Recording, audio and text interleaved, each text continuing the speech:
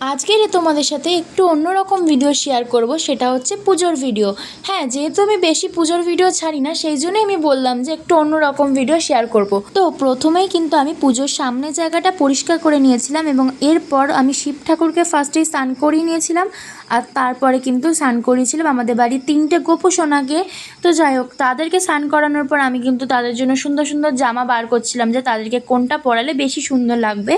তো আমি কিন্তু তার মধ্যে থেকে 3টে সুতির জামা বেছে বার করে নিয়েছি, যেহেতু সামনেই শীত, খুব তাড়াতাড়ি তাদেরকে সোয়েটার পরাতে হবে। বাট আমি ভাবছিলাম যে আমাদের এখানে যেহেতু অতটাও শীত পড়েনি, সেই জন্য আমি সুতির জামাটাই পরালাম।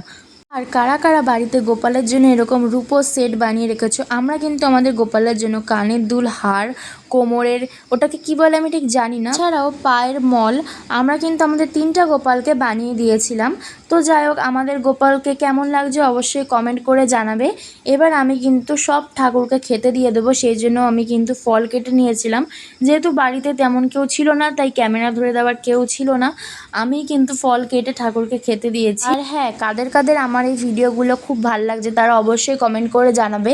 আর আমি কিন্তু ইউটিউবে গেট রেডি ভিডিও ছাড়ার পর আমার একটা ভিডিও অনেক ভিউস এসছে, আর সেখানে অনেকেই আমাকে কমেন্ট করেছে যে এরকম গেট রেডি ভিডিও আরও অনেক চাই, বা এই ভিডিওটা খুব ভালো হয়েছে।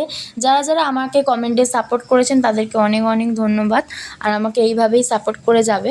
আজকের মতন ভিডিওটাই অবধি। সবাই ভালো থাকবে, সুস্থ থাকবে, টাটা।